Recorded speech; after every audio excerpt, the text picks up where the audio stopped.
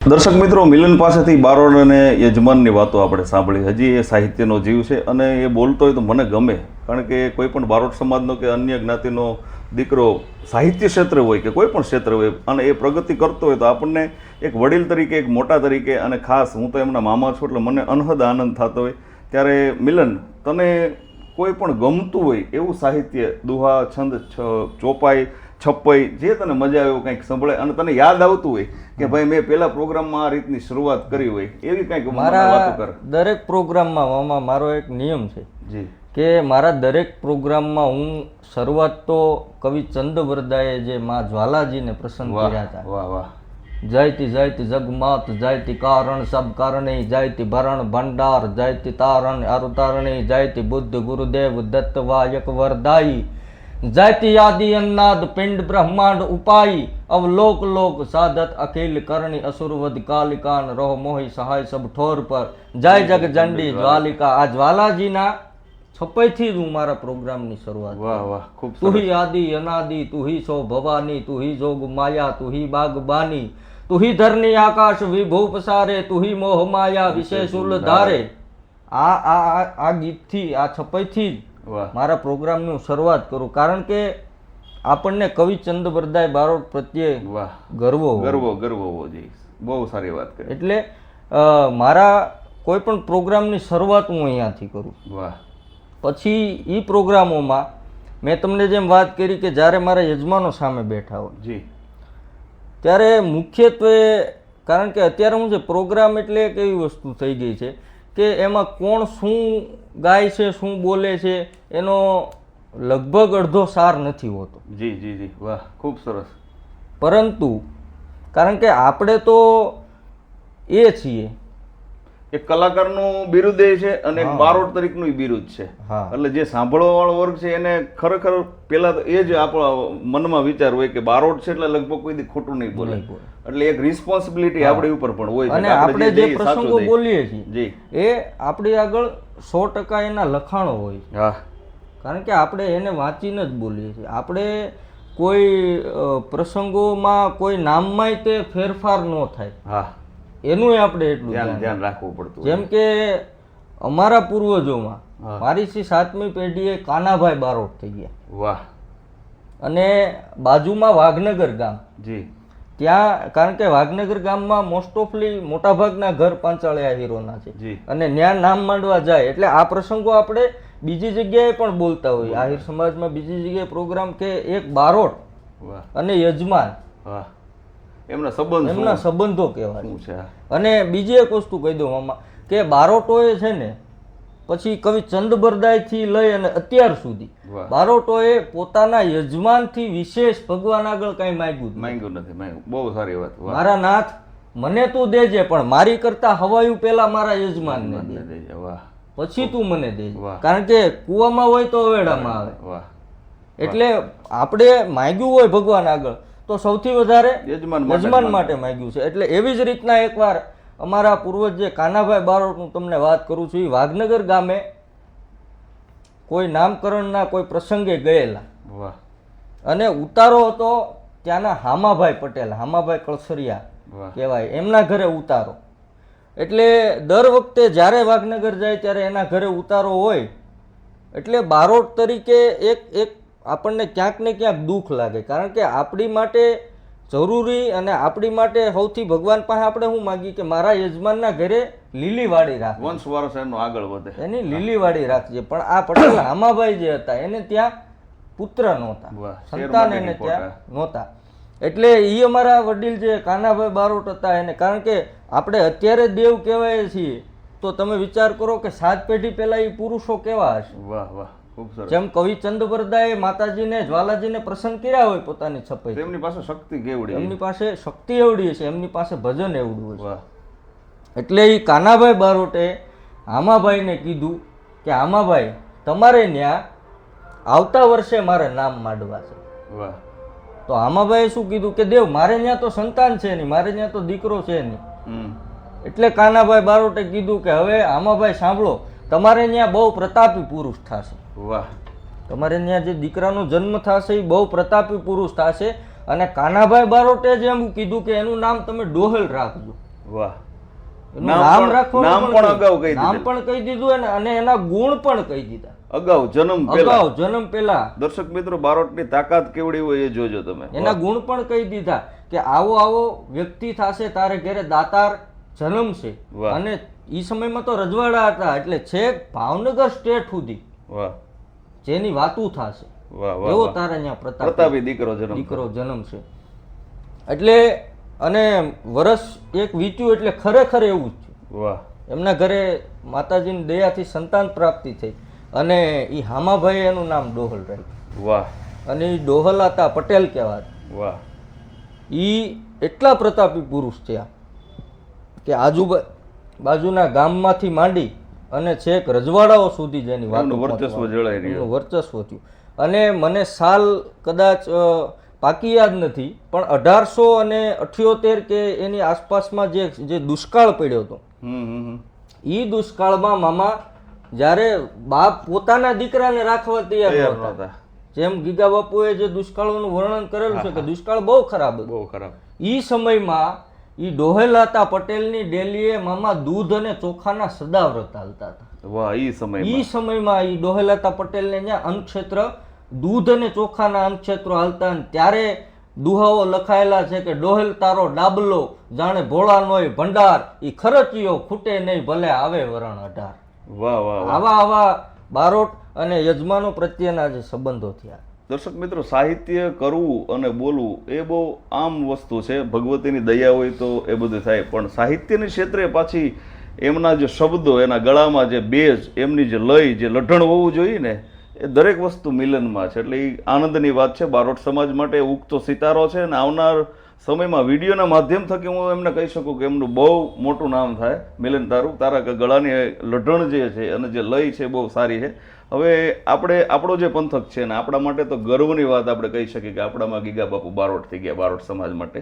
એટલે ગીગા બાપુનું કંઈ સાહિત્ય તને આવડતું હોય કે કંઈ એ સિવાય પણ તને જે આપણા કવિઓના કે અન્ય કવિઓ બધા આપણા માટે સરખા જ હોય છે અને હોવા પણ જોઈએ. કારણ કે કવિઓએ જે સમાજને આપ્યું છે એ કાયમને માટે અમર હોય છે. એટલે તને જે કવિઓનું ગમતું હોય, કોઈ પણ કાવ્ય કે છપાઈ કે સપાખરા, એ દર્શક મિત્રોને કંઈક જણાવ. તમે જેમ કીધું એમ મામા કે કવિઓએ જે આપણને આપ્યું છે ને, એ બહુ અમૂલ્ય વસ્તુ. ગીગા બાપુ ડોળિયા વર્ષો પહેલા થઈ ગયા, પણ એણે જે સમાજને આપ્યું છે, જે અમુક વ્યક્તિઓના જે એણે ગીત લખેલા છે. એક દુહો છે મામા કે દાતાને કવિ કો દિયા, કવિ ગયા સો ખાય, પણ કવિને જો દાતા કો દિયા હો તો જુગ જાતે નહીં જાય. કવિઓ જે આપણને આપે છે, જે સાહિત્ય આપે છે, એ વર્ષો સુધી અમર રહે છે. જેમ કે તમે ગીગા બાપુની વાત કરી, તો ગીગા બાપુનું એક સાણોર ગીત છે મામા કે કોટડી દરબાર હરપાળ બાપુ વાલેરા બાપુ વરુ, અને એના માટે આ ગીતના શબ્દો તમે જોવો ને મામા, તો તમને એમ થાય કે આ સાહિત્ય કવિઓના શબ્દોની તાકાત કેવડી છે. થકી શિયાળ થાવે કદી નાહરા સામવો, નાગથી ગરુડ કેમ નાશે, બાજ હામા થાવે તેતરા બાંધવા, ભાળતા મોતનો કાળ ભાસે, ગધી કે લાત દઈ પાડવો ગિયદને, મસી કે શીશાણા તણે મારું, હવે એવડી વાત તો ગળે કેમ ઉતરે, ડેડકી કહે હું સાપ ડારું. ઈ વાત આપણને કેમ ગળે ઉતરે, ડેડકી એ કેમ કે હું હરપને મારું. ચમક તારા કહે ઢાકીએ સૂરને, મચ્છર કે ઉડાડું મેરું, મૂર્ખ્યા નરા કે રાજ લઈ મકરનું કાંટીએ શીશ રાજન કેરું, કળા થોડી અને વાત જાજી કરે, વેર કર મગરની હાથ વહવું, શત્રુવર કરી હરપાળની સામવું, બેસવું અગનમાં કે પછી બચવું. એની સામે એની સામે આપણે વેર રાખી અને પછી અગનમાં બેસવું કે બચવું, મુખમાં ઝેર લઈ હિલોળો માણવો, એ લોટકા વરુની સાથ લડવું, ખાગ લઈ વાલગ્યા સતણસું ખેલવું, શેલની અણી પર જેમ ચડવું. આવા ગીતો આપણને મળ્યા છે. આવા ગીતો આપણને ગીગા બાપુએ આપ્યા છે, જેણે સમાજને કંઈક શિક્ષા આપી છે. ગીગા બાપુની જે શિક્ષાપત્રી છે, બધી વાત સાચી પડે એટલું બોલવું, ખોલવું નહીં, એક વેણ ખોટું ચોળવા નહીં, બહુ કુળના ચોપડા માપ બંધાય નહીં કદી મોટું, હાણ દેખી કદી નવ હરખીએ, નિરખીએ નહીં કદી નિંદા પ્યારી, ભૂખમર હોય પણ અખાજ નો ભરખીએ, નિરખીએ નહીં કદી અવરનારી. વાહ આ વસ્તુ જે આ શિક્ષાપત્રીમાં એક દરેક સમાજ માટે એક મેસેજ છે કે શું શું કરવું અને એ જાણવું જરૂરી છે. જ્યારે પણ તમને સમય મળે ત્યારે અમારા કેશુભાઈ બારોટ રચિત જે બારોટ અસ્મિતા છે એમાં પણ નજર કરવી, એમાંથી ઘણું ઘણું મળી જાય. બધા સમાજમાં આમાં કોઈ પણ વ્યક્તિઓ જે છે એનું એક સ્થાન હોય. જી વાહ. કે મારે આ કરાય, મારે આ ન કરાય. જી જી. તમે જે કવિઓની વાત કરી એમાં ભગત બાપુએ માણસોનું સ્થાન જેનું શું છે એના માટે એક કડી ભગત બાપુ કવિ દુલાભાઈ કાગ જે થઈ ગયા એને લખેલી છે કે જી ત્યાગ હંસે કર્યો માન સરોવર તનો યન આવ્યો તટ દધી નીર નાયો, પછી એને હંસ કોઈ કેતું નથી, એ હંસ બગલાની હારે ગણાયો.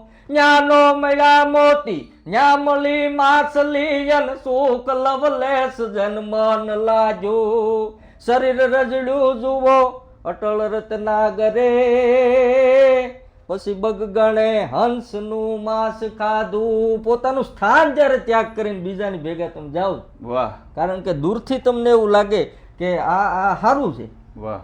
એવી જ રીતના જે આપણે જે કાટિયોવરણ જે છે એમાં કે જે પોતાનું મર્યાદાથી જે જીવે છે એ મર્યાદાને ઓળંગીને તમે જ્યારે જાઓ છો, હા હા, ત્યારે કવિઓએ ટકોર કરી. ત્યારે કવિઓએ ટકોર. કોઈ પણ જ્ઞાતિનો હોય પછી એની અમુક સીમા હોય, અમુક મર્યાદા હોય, શું કરવું શું ન કરવું. એ કવિઓ છે ને પેલા આમ તો અત્યારના કવિઓ પણ ટકોર કરે છે, પણ એ કવિ તો બહુ અલગ જ હતા. કોઈ પણ રાજાશાહી હોય, ગમે એવડા ચમરબંધી હોય, એમને મોટે મોટી તાકાત કોઈ કહેવાનું રાખતું હોય તે કવિ છે માત્ર ને માત્ર.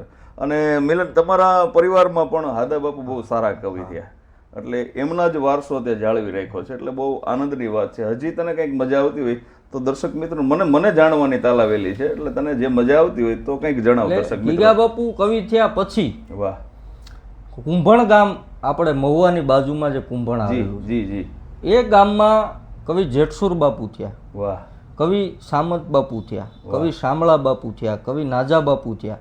વાહ. બરોબર. આ કવિઓએ જે, કારણ કે કુંભણ એટલે છે ને મામા, ઈ એક સાહિત્યનો ખજાનો કહેવાય. કાગ બાપુ ત્યાં જતા. કાગ બાપુ ત્યાં જતા. વાહ. અને આ માયાભાઈ જે બોલે છે ને જે દુહો લખાણેલો છે, જી, ઈ કાગ બાપુનો દુહો છે. વાહ.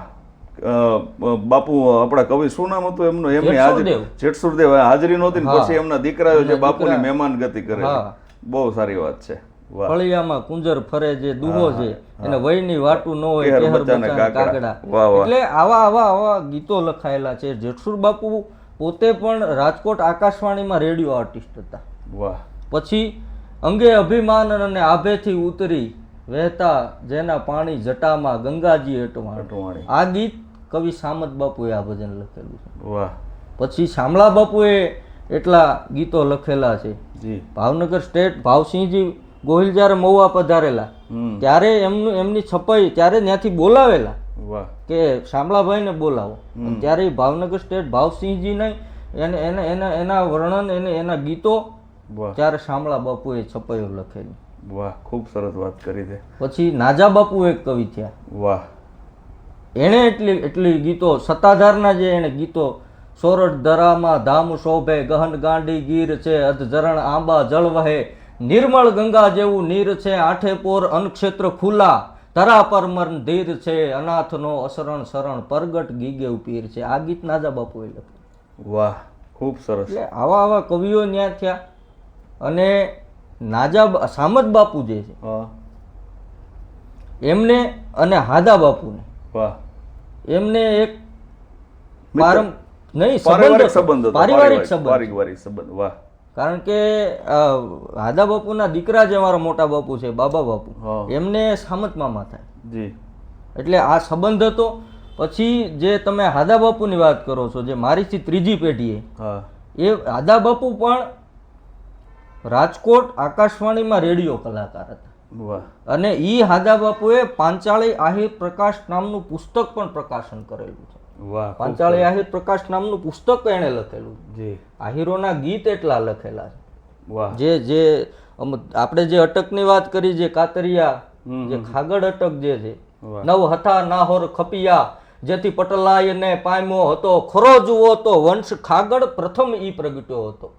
વખણાઈ આહિર વંશમાં ઈ તેગ જો ખાગડ તણી, આહિર જ્ઞાતિ રહે અવિચળ અભિલાષા અમતણી. ભગવાન પાસે માંગ્યું હું કે આહિર જ્ઞાતિ અવિચળ રહે એવી મારી અભિલાષા.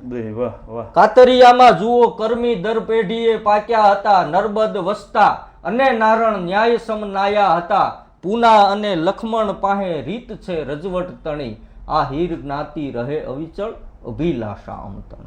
વાહ. આવા ગીતો જે લખેલા છે.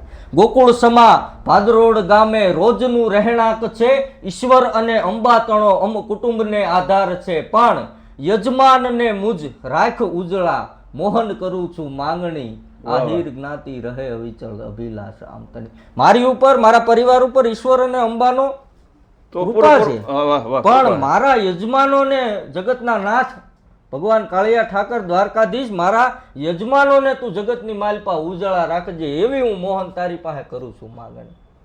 આવા આવા ગીતો લખેલા છે. કાનો જન્મ્યો કેદ ખાને પ્રભુ થઈ પૂજાય છે, શાસ્ત્રો કવિજન સામટા ગુણગાન જેના ગાય છે, ભગવાન ભારત દેશના ઈ ઉછેર્યા આહિડમાં, અણમોલ એવા રત્ન આગળ હતા હિન્દુસ્તાન.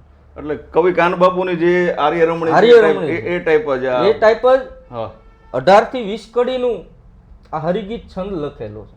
મહાવીર ગોહિલ મોખડો સમરાંગણે ચડ્યો હતો, માથું પડ્યું ઘોઘા મહી જડ કબંધ ઈ લડતો હતો, ખાંભી જુઓ ને ખદર પર વિખ્યાત આખા વિશ્વમાં, અણમોલ એવા રત્ન આગળ હતા હિન્દુસ્તાનમાં. આવા આવા રત્નો આ દેશમાં થઈ ગયા.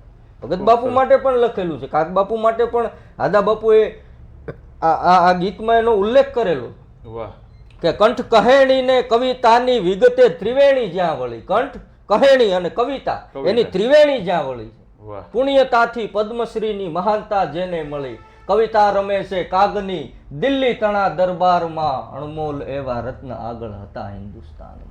એક વાત એ જણાવી દઉં કે હાલમાં જે કલાકારો અને કવિઓમાં રાજકારણ ચાલે છે, ત્યારે એટલું બધું નહોતું. અને એક કવિ કોઈ પણ એવો મહાન હોય તો બીજો કવિ છે એમને બિરદાવતા. એ આ વાત ઉપરથી એ કવિઓ, અત્યારના જે કલાકારો જે છે, કવિઓ છે, એમને શીખવા જેવું કે કોઈ પણ માણસ પ્રગતિ કરતો હોય ને એમનું નામ હોય તો આપણે પણ એમને ટેકો દેવો જોઈએ, એમને બિરદાવવા જોઈએ.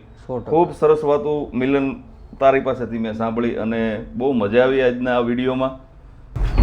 ખરેખર દર્શક મિત્રો, આજના વિડીયોમાં ઘણું બધું જાણવા મળ્યું. મને એટલી આશા નહોતી એટલું બધું સાહિત્ય મિલન પાસે છે. અને મેં તમને બધાય વિડીયોમાં કીધું છે કે હું બારોટ સમાજમાંથી એવા એવા હિરલા ગોતી અને જગતના ચોકમાં મૂકવાનો છો, ત્યારે આ પેલો હિરલો મને મળી ગયો છે. એ વાતનો મને ખૂબ આનંદ છે.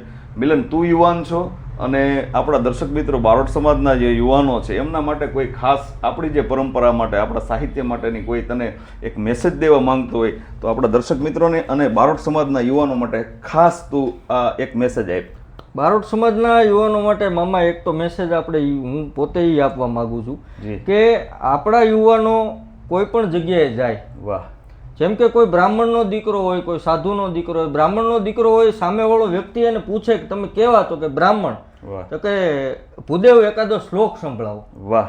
એમ આપણા બારોટના દીકરાને જાજુ નહીં, હું તો એટલું જ કહું છું કે આપણે જે વંશ, આપણો જે પરંપરામાંથી જે આવીએ છીએ, આપણા જે ઉજળા સંસ્કારો છે ને આપણને આપણા વંશમાં જે કવિઓ થયા છે એમનામાંથી, કારણ કે કોઈ એક કવિ થાય તો એને અત્યારે એની 4મી 5મી પેઢીએ જે કોઈ પણ યુવાન હોય એને બીજાનું આવડે કે ન આવડે એ 2 નંબરની વાત છે, પણ એના પૂર્વજ જે લખીને ગયા છે એમાંથી 1-2 કડીઓ. અને બારોટના દીકરા તરીકે આપણને 5 દુહા ખરેખર આવડવા જોઈએ. કારણ કે હું પોતે એમ કહું, હું કોઈ પણ જગ્યાએ જાઉં ત્યાં કોઈ આયર ડાયરો હોય, કાઠી ડાયરો હોય, ચારણ સમાજ હોય કે કોઈ પણ અલગ બીજા સમાજ હોય તો આપણે ત્યાં જઈને એમ કહીએ કે ભાઈ તમે કેવા, તો કે બારોટ, કે દેવ, તો 4-5 દુહા કંઈક સંભળાવો, કારણ કે એને આશા હોય, આપણે ઉપર આશા હોય. ખૂબ સરસ વાત મિલને કરી છે કે આપણી પાછળ બારોટનું ઓઢણું છે, એટલે બીજા જ્ઞાતિને આપણી ઉપર આશા હોય, કામની પાસે કાંઈ છે.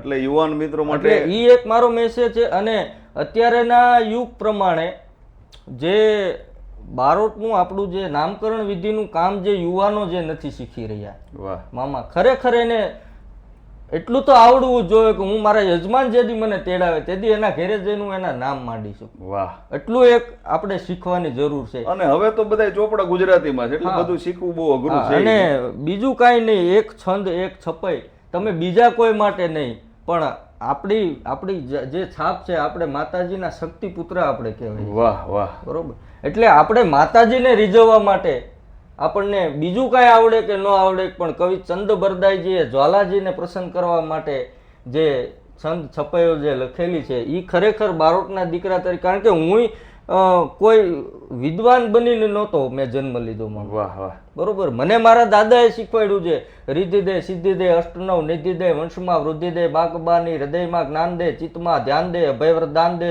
શંભુરાની દુઃખ કો દૂર કર સુખ ભરપૂર કર આશ સંપૂર્ણ કર દાસદાની સજન સો હિત દે મિત્ર સો પ્રીત દે જંગમાં જીત દે મા ભવાની. આ છંદ મામા હું જ્યારે 8 વર્ષનો હતો ને ત્યારનો મને આવડે. ત્યારથી આવડે. વાહ, ખૂબ સરસ. એટલે આપણા યુવાનોને અને યુવાનો પછી આપણી પેઢીઓમાં કે આપણા ત્યાં જે દીકરો કે દીકરીનો જન્મ થાય છે એ 5 વર્ષનો 6 વર્ષનો 8 વર્ષનો થાય તો તમે એને બીજું કાંઈ શીખવાડો કે ન શીખવાડો, પણ 5 દુહા અને એકાદો છંદ કે જે માતાજીને રીઝવી શકે એ એક હું આપ સૌને આ માધ્યમથી મામાની ચેનલથી તમને બધાને એક અપીલ કરું છું કે યુવાનો માટે ખાસ આ થોડું ઘણું આ એટલું શીખવાની જરૂર છે. બસ એટલો મેસેજ હું તમને બધાને આપવા માંગુ છું. અસ્તુ. જય માતા. વાહ મિલનનું કહેવાનું એવું છે કે બીજું કંઈ આવડે કે ન આવડે, પણ એક બારોટના દીકરા તરીકે માં ભગવતીના આપણી માથે બહુ ઓઢણા છે, એટલે એમના માટે બીજા કોઈને રીઝવો કે ન રીઝવો, પણ ભગવતીને રીઝવવાની તો મારી અને તમારી બધાની ફરજ છે. ત્યારે વધારે નહીં તો કાંઈ નહીં, પણ માતાને રીઝવી શકો ને માતાજીને ભગવતીને રીઝવી શકો ને એટલું બારોટ સમાજના યુવાનો ખાસ શીખજો. આ વિડીયો તમને ગમ્યો તો લાઈક કરજો, શેર કરજો, સબસ્ક્રાઈબ કરજો. અને ભાણુભા તમે આજ મારી સાથે પધાર્યા અને તારો કિંમતી સમય જે મને કાઢી અને દર્શક મિત્રોમાં તારી પાસે શું છે એ દેખાડ્યું, એ દેખાડવા બદલ, ટાઈમ કાઢવા બદલ અને મારી ચેનલમાં આવવા બદલ તારો ખૂબ ખૂબ ધન્યવાદ. જય માતાજી. અને આ ચેનલ આ વિડીયોના માધ્યમ થકી તમારી સુધી પહોંચે તો વિડીયો તમને કેવો લાગ્યો એ કોમેન્ટમાં જરૂર જણાવશો. ફરીવાર આપણે નવા બારોટજી સાથે નવા યજમાનોની વાતો સાથે મળશું. ત્યાં સુધી જય માતાજી, જય ચંદ બરદાઈ.